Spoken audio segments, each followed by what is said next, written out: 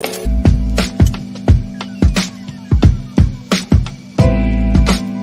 so many different ways. I mean, you initially just talked about, like, in terms of what you said, understanding who you are, trying to get.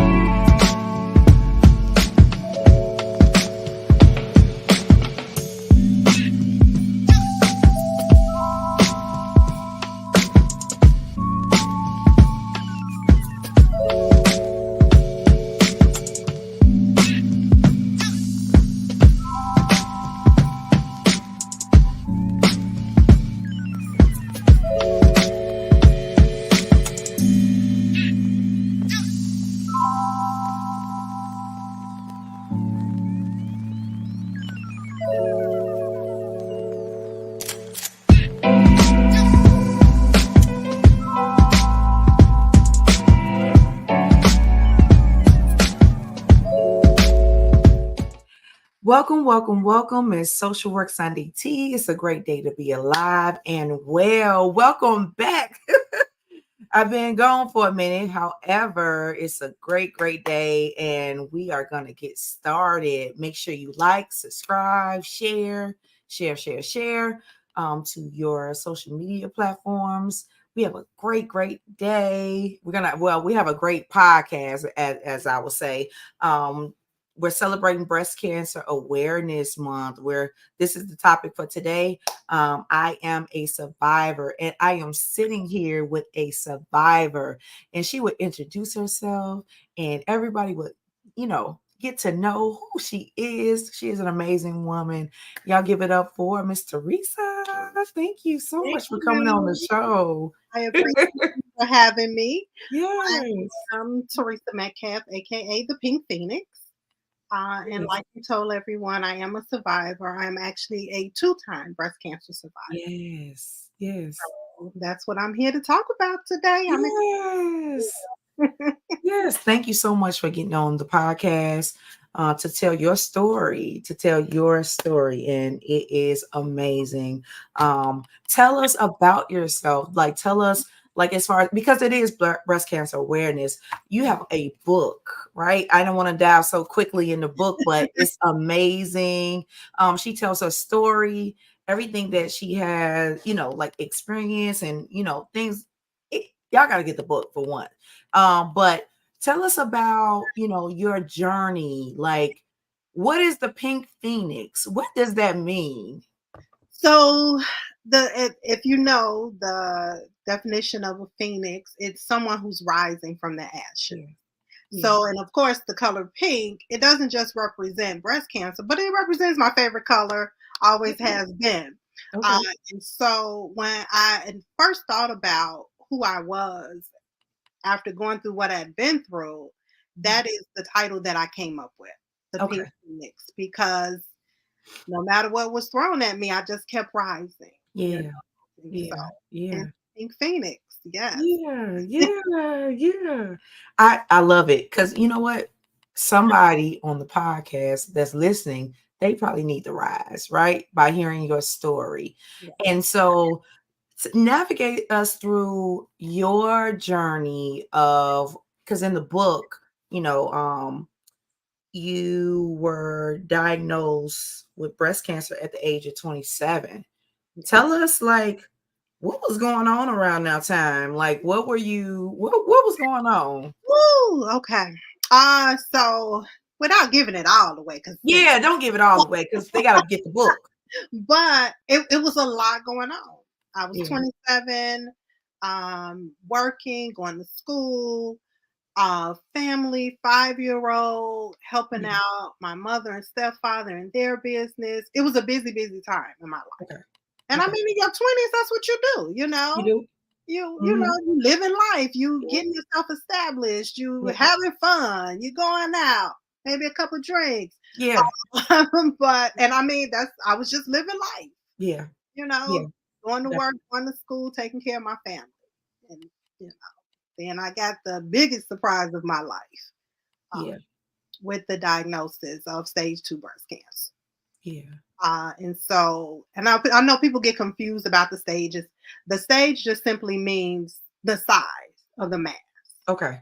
So that If it's stage 2, that determines the size. So, stage 2, right breast, Okay. had some decisions to make and decided to go for the lumpectomy, chemo Okay. radiation, and 5 long years of monthly medication, Okay. which basically threw my body into menopause. Okay. So, Okay. Okay. Now, what was like as far as like with the treatment? Because a lot of people don't really know, like, as far as the treatment goes. Like, as far as, so when you first got, well, let me back it all the way up. okay. When you first got diagnosed, what was running through your mind? Because I know we were talking backstage about, like what was your mental state, when it came down to that? Because Ooh, this is a mental health podcast. yeah. However, we want to know what was your mental state when it came down to though hearing those words. Mhm. Um, pretty much, pretty much the same thing. Like I thought when the stick turned colors with the baby, it was like, oh, they can't be telling the truth. I'm too young for that. They Yeah, can't be. And I went through oh my god, a gamut of tests. yeah, Most of them all in one day. And when my fiance and I got the diagnosis, I was shocked. I was in disbelief. And, it's just like they say, you go through the stages. yeah, And so, and then you start bargaining with God and you get angry because I'm only 27. So I felt everything.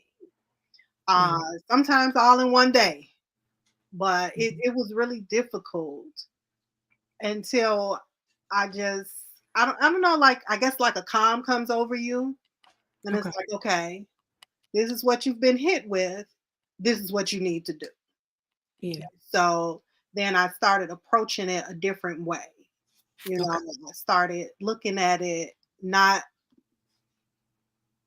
a- after going through those stages, not as this is what's going to kill me, but this is what I have to battle. yeah, yeah. Because in your book, you talked about how, you talked about death, like, oh, I'm about to die. Let me Ooh, go ahead. Because when oh, people think of those disease, think about cancer, they think about, HIV, they think about all these things. They're like, oh, I'm dying now. mhm, Tomorrow I'm about to die. yeah, Like what, like it, as far as your mindset goes, because I know in the book you were kind of like making plans and preparation, like, yeah, I ain't gonna be here long, so let me go ahead and wrap this up and let me get everything in order for me. Even absolutely. though we supposed to have at 27, you're not really thinking about that. Mhm, Uh, and because even at 38, sometimes you really think about that. mhm, Even at 60, 70, you ain't really your affairs don't be in order yeah, until it's almost that time. So, like, you were actually planning. yeah, You were actually planning everything. Like yes. I was when I was reading the book, I said, "Oh, like Mhm, I couldn't imagine like." And I tried to put myself in your shoes. And as a therapist, I always try to put myself in people's shoes. Like what do they feel like, and what the mindset, right? But for you were like, okay, well, let me go ahead and see the king, yeah. and I mean, because with any disease, any yeah, diagnosis, and then with surgery, there's always a chance. yeah, And so I immediately after I started, that anger and all those things started going through my mind, I started thinking about my son. yeah, He was 5 then. Okay. hmm, So what do you do when you leave a child behind? You try to make sure things are in order for that child, right, you know. Um, so I mean, I started visiting, making sure. Thank goodness I had wonderful parents who, even at 27, I had some things in place. yeah, So, yeah, 'cause I know a lot of people who didn't. I know a lot of people who still don't. yeah, But yeah, at 27, I did have things in place, so it was more like reinforcing, following up, yeah, because now the fear, and I guess that was one of my greatest fears. I don't know if mhm, I touched on it a lot in the book, but one of my greatest fears was leaving my child. Yeah. And I just wanted to make sure that, you know, even if I wasn't here, he'd be okay financially. Yeah. You know, I Yeah. can guide you. And Yeah. believe me, there was a many days that I had to talk with the Lord. Lord, he ain't ready. He ain't ready. He ain't Yeah. ready. Yeah. But I mean, it's a very fearful time. Yeah. And it's actually nothing that anyone can say. Yeah. It's nothing anyone can say, no matter who tries to soothe you, no matter who says it's going to be okay. I don't care what statistics the doctor give you. You still feel like, okay, let me get ready to die, you know. Yeah. And like I said, it wasn't, I went through that for a minute and then it just switched in my mind. Okay. I don't know if that was the Lord. I don't know if I had just worked through it, Yeah. but that fear was definitely there, and it wasn't the fear of dying. It was the fear of what I was leaving behind, Yeah. you know. Yeah. Yeah. No, that's real. Yeah. And that's I believe that most good parents, I mean, just parents in general, um, leaving their child behind, like, especially we know they're not ready, mentally, physically, emotionally. Yeah. And even though and it's I think it's more so we don't even have that choice to decide, you Mm-hmm. know. And it's Definitely. like, okay, it's God's will, but it's like, woo. Right. Yeah. Yeah.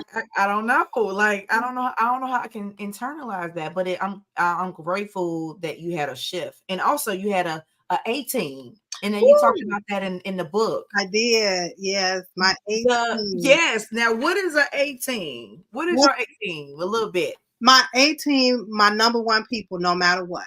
Yeah.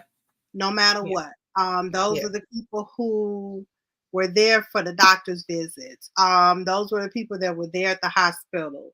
And it Yeah. never failed. Always on Wednesday. You'll learn about the Wednesdays in the book. Yeah. Always on Wednesdays were my procedures. Always early in the morning. Okay. And no matter what, I had that core group of people that were there. You know, um, as I went on, and my final surgery, which was in 2017, Okay. was, oh my God, I want to say about a 12-hour, 13-hour surgery. Wow. And it was extremely long. Mhm. But you better believe that 18, I think they took shifts, but they were there when I woke up. Okay. So Yeah. those are the people, those are your ride or flies, Yeah. Yeah. the people I that like that. no matter what. Yeah. Yeah. So I guess I better give a shout out to that. Yes. Give a shout out to the 18. Let me Hey give y'all. okay. So first, my husband Walter, always there. Yeah. Um, my son Stefan, my Yeah. bonus son William, my Yeah. dad, my mother who has since passed away, Okay. my stepfather who has since passed away, Okay. and my best friend Celine. My A team, those people that Yeah. I call, and it could be the smallest of things. Yeah. I call Celine like, "Hey, we running out of water over here," and we have never lived close to one another. We would try and bring a case of water. Yeah. So Yeah. those my group. Those my Yeah. group that I love. And Not I'm on that I that. love the rest of y'all. I'm sorry. I'm sorry. I love the rest of y'all too. Yeah, but those are that's the core. Yeah, absolutely. Now shout them out. They were the glue to Yeah, everything that that you are right now, right? absolutely. Yes, And your healing process. The healer need healers too. absolutely. And so when we recognize that our people and we love on our people like that, it's just like, oh, okay, well, it's nothing that they wouldn't do for me and vice versa. Yeah, It's nothing that I wouldn't do for them. yeah. And you talked about your husband Walter. It's a chapter in the book. Um, I'm sorry you have a broken wife. Whoop. Like what was and you have a story of with your as far as with your son as well, but like as a wife hmm and him watching you go through that, I'm like totally nosy. Like, That's okay. We tell like, it all. yeah, definitely. I'm Share it totally out. like curious, right? Of like, what was his mental state? To watch the love like his woman, Yeah. go through these, this journey of, being battling Yeah. invisible disease, so it's like, what was his take on that? Because in chapter 6, I was like, oh Yeah. So he has a chapter there as well. yeah, Um, and he talks about how he felt and what he went through.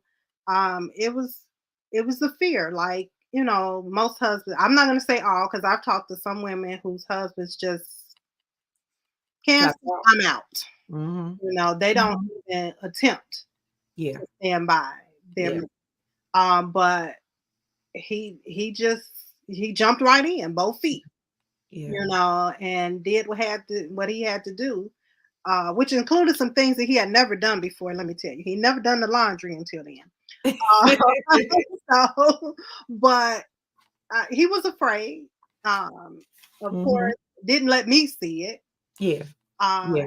I think the only person who actually during that time told me that they was afraid was my mother. Mm. Everybody else kind of put up a strong front. Everybody else, she was the only one, that said, I'm afraid, you know. It wasn't until I wrote this book that my best friend came out at the book signing. Mm. And it was the first time I had seen her cry when she talked about it. Mm. So, everybody, while I was trying to hold it together for me and for them, they were trying to hold it together for me, So Yeah, they kept yeah, a lot of their fears bottled up, and they didn't say anything. And uh, but I know that they were all afraid. yeah. Yeah. Because sometimes, like, people, they're like, oh, I'm strong. They trying to stay strong for you, and they don't want to embark, fear Mm-hmm. already on top of what you have going on anyway. Yeah. And so they kind of like don't want to dump their fear off on you, Mm-hmm. because Yes. in my world, like, fear really doesn't exist until we present it. What's if it's presented with a problem or something, that's when fear sets in. Yeah. And so, yeah, like like they didn't want to give that. Mm-mm. Here, take some more fear for you. Right. Right. 100, please. No, they definitely, but that's and it's nothing wrong with being afraid of something, and it's kind of like when you're scared, you kind of find out, you kind of discover what as far as like who you are and what you're made of when fear sets in. It's like, Absolutely. okay, it's like, is it, like, are we gonna do this, or are we gonna fold? Mhm. Right. And your 18, they did it, even though on the inside they probably felt as though like, Mhm. like, I don't know how this gonna be. Yeah. Yeah. And Yeah, and I tell people I lost friends during that time. yeah, Some people I've reconnected with since, some I have not. Because some people, when you tell them that, they don't know how to respond, they don't know what to do. yeah, Um, yeah, some yeah, people kind of, even family, distance themselves from me, and so as I started talking more about my journey, writing the book, and, it's like, oh my God, I'm so proud of you. I didn't know what you were going through. Well, you didn't call, you didn't ask, yeah, yeah, but I can't be upset with them about that. yeah, Everybody deals with things differently. absolutely, yeah, But it's just what I can say about my husband was he felt the fear, but he showed as if he was fearful, for me. hmm, And I love him for that. yeah, yeah. I love it. I love it. And your son, we were at the pop-up shop, and he was talking. I'll be observing, I'll be listening, I'll be like, now what you say now? But how he talked about, like, oh my gosh, like, my mom's sick, like, what we gonna do, like, if she left here, right? You like, I don't, Daddy don't even know how to wash the toilet. Like, well, speak your truth then, if that's how you felt. But we think about those things, like, oh my gosh, like, not saying that dad wouldn't have did a good job, right? Yeah. But it's just we sons, they feel a way about they Mothers, yes, they do. yes, I was just like, oh, okay then. Yeah. Yeah, but he spoke truth. And so Mhm. kudos to him, like to endure and support you as well, but also being truthful with himself. I'm like, this is what I felt. I Mhm. love my daddy, but nothing like my mama. Yeah. Nothing like my mama. Oh yeah. So no, I get that. No, I definitely get that. And he has a chapter in the book and how he felt like, it felt like your sickness was like a dark cloud over him. Yeah. That's yeah. Yeah. It's I'll say this book, it did a lot for us in terms of getting us to say some of the things to each other that we had never said before. Mm. It wasn't until the book was ready to go to print when the publisher called me and said, okay, I'm sending you the final draft. Read over it. Mm. And so I got in my car and I drove. I parked. I read it twice. So the first time I parked, went to the forest preserve and just pulled up and I started reading. And when I tell you, I went through a box of Kleenex because I had not read or seen my son's chapter. Mm. And so when I read it, I was like, oh my God. It was like, Yeah. it, but it was something that we never talked about. Yeah. It was something that he had never said out loud to me. And so this book really helped us to open up some lines of communication about how we felt about what we were going through. Because I wasn't going through it alone, Yeah. And so I think people rarely think about what I call the co-survivor. People Mm. don't think about them. They say, That's "Oh my good. God, you're surviving cancer. You're doing awesome." Yeah. But what about that person's husband or wife or Mhm. children, mother, father? It's so Yeah. many lives that the Yeah. disease affects. Once you get that diagnosis, nobody's life in that family will be the same again. Yeah. You Yeah. know, and Yeah. so one thing about my son, when he's ready to talk, He talked. he's gonna talk and he's gonna tell the truth. He is. Oh, I met him one time. I was like, oh, okay then. He's like, you he's tell gonna me. tell the truth. So Yeah. I think it took him a minute because he was working with the publisher directly. And I think Okay. it took him a minute Okay. to focus on what he wanted to say and how he wanted to say it. Yeah. But Yeah. I love him for being honest. I love him for now wanting to help other kids Yeah. who are going through that, who people just don't, he was 5. In my mind, I knew he was going through something. He'd act out in school and things like that. But Mhm. I just had no idea. Yeah. Yeah. Even at 5, you don't think, let me tell This, you, I can't even remember them whoopings I got when I was 5. But some kind of way, because I was a little bad. But some kind of way, he remembers. You know what I'm saying? yeah. He Yeah. remembers all of this. And Yeah. in my mind, I had no idea he would. It's like, Yeah. oh, yeah, he'll forget about this down the line. You know. Mm-mm. Won't. They remember. They remember. Yeah, Oh, no, you did this, and you be like, I didn't do that. Yes, you did. yeah. Yeah. Maybe it's my memory, but he remembers. He remember. And Right. he will tell you the difference in how he felt um, between, like I said, I was diagnosed twice. He'll tell you the difference in how he felt between diagnosis number 1 and Yeah. diagnosis number 2, and how he handled them different because of his age. Yeah, definitely. Being how he started walking with God. He was like, hey, let me go ahead and Yeah. because Yeah. I can't depend on nobody else because this is what I feel. And I like how he illustrate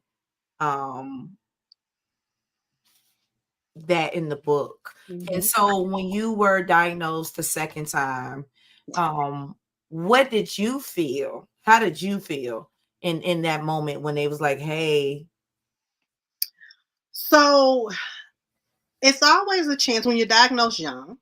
okay, There's always a chance that you'll have a second diagnosis. okay, So we did everything that we could possibly think of to try mhm, to prevent a second diagnosis.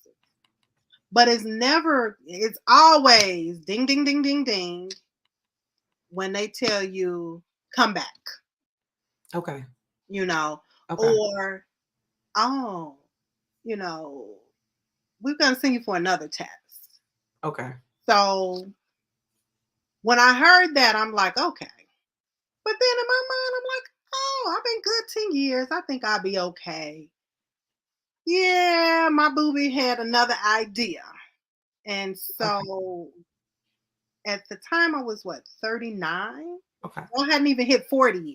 okay, Uh, okay, and what is funny but not funny was maybe not even a full month before I got my diagnosis, my best friend had went on Facebook and she was like, yes, we're celebrating my best friend's 10th year being breast cancer free. So she was really, when I told her, she said, oh, no, this is some BS. Wait a minute now. right, She's like, we was just celebrating. This is some yeah, BS. yeah, But I, of course, approached it differently this time. yeah, yeah, Number one, I knew what to expect because at 27, I didn't. I had no idea. I knew what mhm, to expect. I was pretty confident with my doctors where I was going. okay, Um, and I think I was better prepared mentally. Um, so it still afraid, yeah, still saying this is some bull, yeah, but just better equipped to handle it this time, yeah, which made a difference. yeah, You know, yeah, um, had no idea the journey was going to be as long as it was because it actually went on for almost 4 years. wow, But I wow, had no idea it was going to be that long. yeah, But I think I handled it a whole lot differently. And then I will say, within 10 years, a lot of things had changed yeah, yeah, in the medical community. yep, So the things that I thought I was going to be going through again, that I was setting my mind up for, they weren't happening anymore. yeah, yeah, And it was like, oh, no, no, no, we do this now. I was like, yeah, oh, okay, that's better. And so just a quick example was I used to would get, the first time I would get chemo, okay, and the very next day I would have to go back to the doctor. mm, So, you'd be bundled up because it was wintertime. You'd be bundled up and you're trying to get back to the doctor so you can get this shot. So, I'm thinking the second time around, I'm going to have to do that again. It was like, oh, no, no, no, we don't do that anymore. This is what we're going mm, to do. I was like, oh, this is much better. mhm, Not to say the process was better, right, right, but, right, right, it was better than what I had experienced before. So, it was mind blowing, to say the least, to get a diagnosis again. Very, very yeah, surreal. yeah. And so when you went through the treatments and Yeah. then they say, okay, you're breast cancer free Mhm. again. And Mhm. so what was the mindset then? Like what was your reaction then? So it's always, so I'll say this just so that people understand how I chose the option of, my cancer came back in the same breast again. This Okay. time stage 1. Okay. So they talked to me, and I will say this, which you'll find out when you get the book. I have absolutely no family history of breast cancer, Wow. not on my mother's side, not on my father's side. And Yeah. both of my parents come from pretty large families. Uh, and, they start laying out the options. Mhm. Mhm. And I think my husband, he was saying, it's up to you, babe. It's up to you. And I think he thought that I was being very aggressive. But in my mind, it was, I don't want to go through this again. Yeah. Yeah. how about we just take both of these puppies Okay. and go from there? Okay, so to hear that you're cancer free is exciting. But then on the other side of the coin, it's always, and this is something people should know, even though you don't have your breast, you still have the tissue. Mm. Okay. So there are things that could still happen. Okay. So in my mind, you never stop. You're never, it's just not active. Let me say that. Okay. Not an active diagnosis right now. But once you have it, the odds of it coming back in some form increases Okay. tremendously. Okay. So, I look at it like I am a survivor because I survived what I had to go through, Absolutely. but I'm not actively fighting right now. Right. So that's Right. how I look at it. Okay. Yeah. Okay. And what would you say, because our time winding down, Okay. what would you say to someone that is, actively fighting, right? Actively going to chemo, actively, have to make the decision of cutting their breasts off or, getting another surgery and things like that. What would you say to them? The first thing I'm going to say to them is do what's best for you. Yeah. Don't worry about what other people are saying. Don't worry about what other people did. Mhm. Because although many of us have the same diagnosis, we're not the same. All of our bodies are different. So do what's best for you and for your body. And just, if you're a praying person, pray. If you're a dancer, dance. If you love music, do what makes you happy, no Yeah. matter what. Absolutely. Absolutely. Yeah. I can't, and find somebody to talk to. Yeah. Or find a release. If you don't have anybody to talk to, then write, which is how I came up with my book. Do something to get, out there. Yeah, definitely. Thank you so much. How can everybody get your book? Oh my gosh, you can go to the website, thepinkphoenixbook.com, where you can get the book. Yes. You can DM me. I'm the Pink Phoenix on Facebook and on Instagram. Although I will say I don't know how to check my Instagram, but I'll find out. Don't get on Twitter. I don't. Okay. Definitely That's fine. Instagram and the website. Yes. Yes. Yeah. And if you see, I know we're about to run out of time, but I also have the second book. Yes, Strong Embryo. Yes, it's some stories by other women, their journeys through breast cancer. So, I call them the Stronger Fearless. They're the Pink Brigade because we are fighting. Yes. Yes. So, get both of them. Not just read my story because there's oh my gosh, some dynamic stories. Yes, absolutely. These women were brave enough to share them as well. Okay. I'm gonna have to get that book. Okay. I got this book, but I'm gonna get the other one. Yeah, thank you so much, Mr. Lisa. I really, really appreciate it. This has been definitely a blessing, and also making people aware of survivors, right? You're a walking, talking miracle, and people need to see this. People need to see it. They need to hear you. They need to, lay eyes on you and like, hey, if you can do this, surely I can do this, right? And we can do all things through Christ who strengthens. Absolutely. Amen. And so it makes the difference. And so I just want to say thank you so much for getting on my podcast to share your story. And listen, it's Breast Cancer Awareness Month. And I want to spread the word out there. If you know someone with breast cancer, y'all check on them. Y'all send some water, some food. Y'all take it over there. Yeah, right? Absolutely. Yeah. And just ask. What is it that I can do for you? Yeah. Absolutely. Sometimes it's, oh man, I just appreciate you calling. Yep. Sometimes, it's come on over. Sometimes pray with you. So yeah. Absolutely. And about their families too. Check on the family.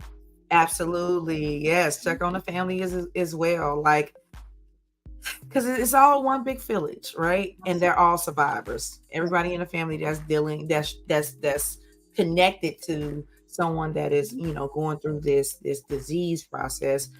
They're survivors too. They need healers. They need support too. It Yeah. takes a village.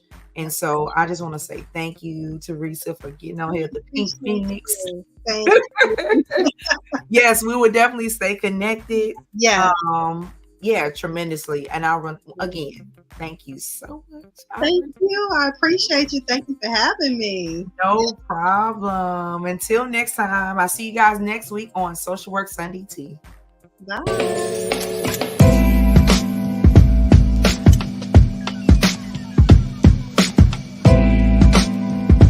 So many different ways. I mean, you initially just talk about, like, in terms of what you said, understanding who you are,